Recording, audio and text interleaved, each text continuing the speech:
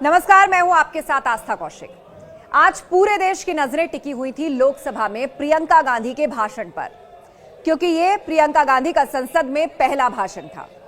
प्रियंका बोली और जमकर बोली। प्रियंका का अंदाज बिल्कुल दादी इंदिरा गांधी जैसा था।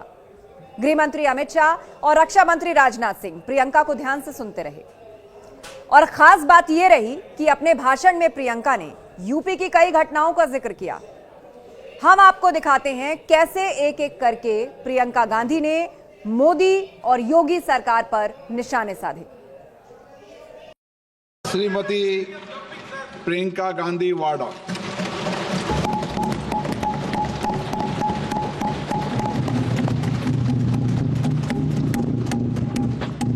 नमस्कार।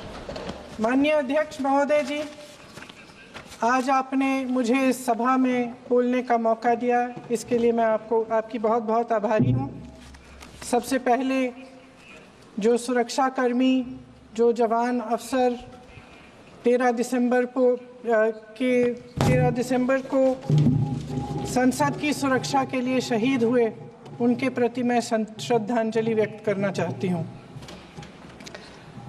महोदय, हजारों साल पुरानी हमारी देश की धर्म की एक पुरानी परंपरा रही है।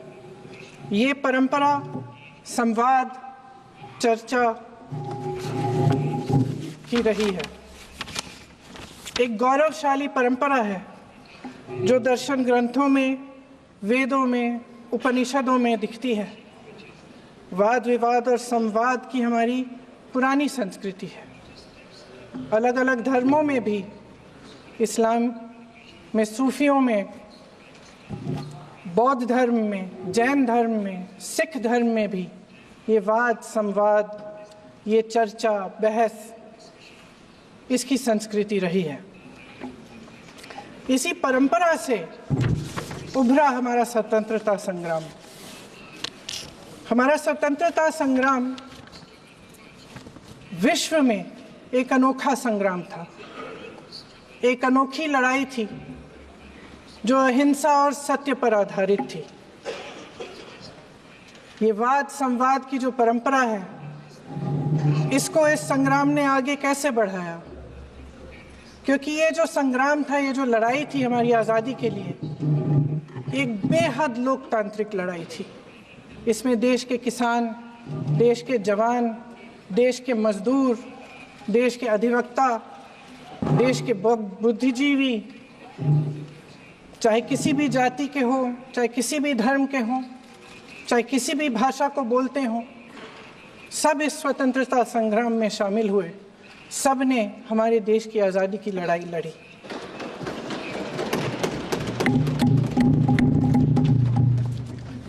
और उसी आज़ादी की लड़ाई से एक आवाज़ उभरी जो हमारी देश की आवाज़ थी। वो आवाज़ ही आज हमारा संविधान है। साहस की आवाज़ थी, हमारी आज़ादी की आवाज़ थी, और उसी की गूंज ने हमारे संविधान को लिखा और बनाया। ये सिर्फ एक दस्तावेज नहीं है। बाबा साहेब अम्बेडकर, मौलाना आज़ाद जी, राजगोपालाचारी जी और जवाहरलाल नेहरू जी और उस समय के तमाम नेता, जैसे आपने कहा, इस संविधान को बनाने की जो कार्य में सालों के लिए जुटे रहे। हमारा संविधान इंसाफ, उम्मीद, अभिव्यक्ति और आकांक्षा की वो ज्योत है जो हर हिंदुस्तानी के दिल में जलती है। अध्यक्ष महोदय, इस ज्योत ने हर एक भारतीय को ये पहचानने की शक्ति दी कि उसे न्याय मिलने का अधिकार है, कि उसमें अपने अधिकारों के लिए आवाज़ उठाने की क्षमता है, कि जब वो आवाज़ उठाएगा तो सत्ता को उसके सामने झुकना पड़ेगा। इस संविधान ने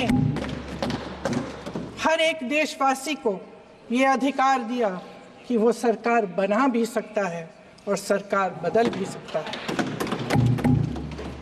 ये जोत जो हर हिंदुस्तानी के दिल में जलती है, उसने हर हिंदुस्तानी को ये विश्वास दिया कि देश की संपत्ति में, देश की दौलत में, संसाधनों में उसका भी हिस्सा है, कि उसे एक सुरक्षित भविष्य की उम्मीद का अधिकार है, कि देश बनाने में भी उसकी भागीदारी है। उम्मीद और आशा की ये जोत मैंने देश के कोने कोने में खुद देखी है। उन्नाव में मैं एक रेप पीड़िता के घर गई, उसे जलाकर मार डाला था। वो शायद 20-21 साल की होगी। हम सब के बच्चे हैं।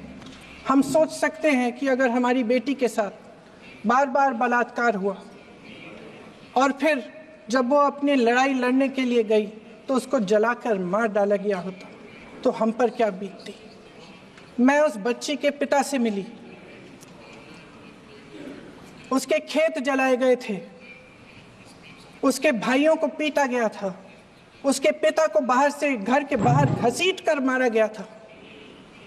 उस पिता ने मुझे बताया कि बेटी, मुझे न्याय चाहिए।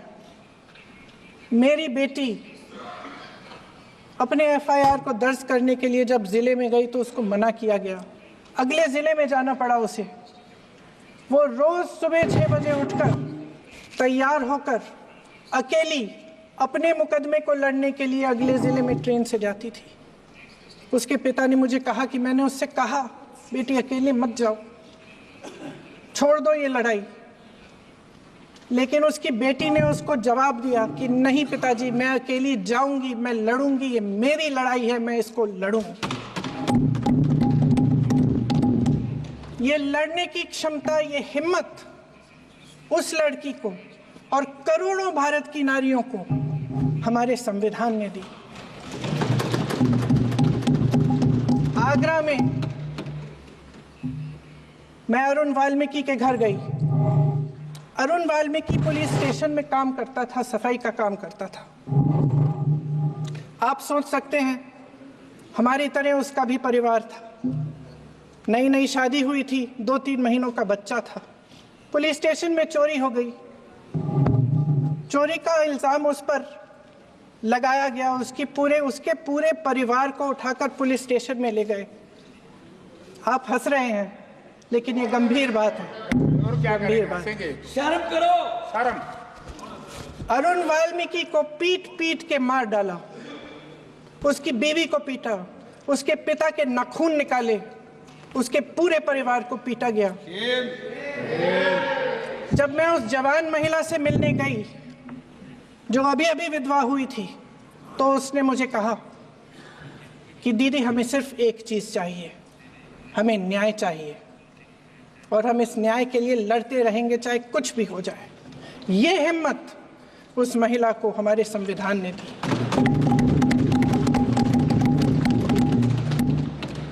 संभल के कुछ लोग आए थे हमसे मिलने जो मृतकों के परिवार के सदस्य थे। उसमें 2 बच्चे थे, अदनान और उजैर। आप सुनिए। उसमें 2 बच्चे थे, अदनान और उजैर।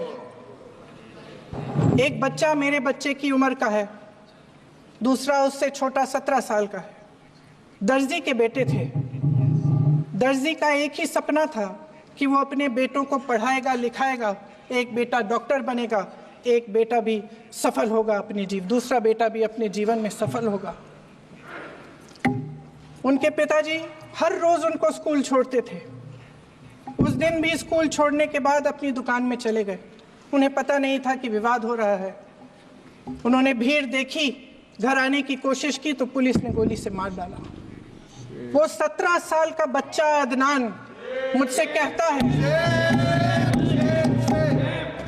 वो 17 साल का बच्चा अदनान मुझसे कहता है कि मैं बड़ा होकर डॉक्टर बन के दिखाऊंगा, मैं अपने पिता का सपना साकार करूंगा। ये सपना, ये आशा उसके दिल में हमारे संविधान ने डाली। अध्यक्ष महोदय, हमारे देश के करोड़ों देशवासियों के संघर्ष में, अपने अधिकारों की पहचान में, इनकी कठिन से कठिन परिस्थितियों से लड़ने की अपार हिम्मत में और देश से न्याय की अपेक्षा में हमारे संविधान की ज्योत जल रही है। मैंने हमारे संविधान की ज्योत को जलते हुए देखा है और इसके साथ साथ ये भी समझा है कि हमारा संविधान एक सुरक्षा कवच है, एक ऐसा सुरक्षा कवच है जो देशवासियों को सुरक्षित रखता है, न्याय का कवच है, एकता का कवच है और अभिव्यक्ति की आज़ादी का कवच है।